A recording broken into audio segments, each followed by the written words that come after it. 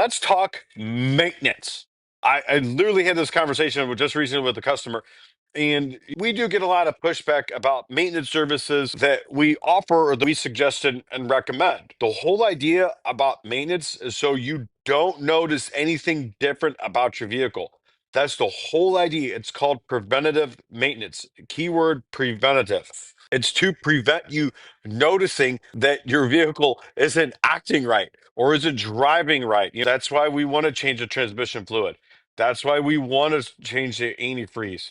That's why we want to change brake fluid.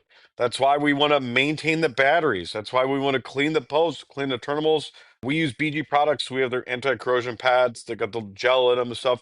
That's why we change the oil. Easiest thing you could do to maintain a car is change your oil.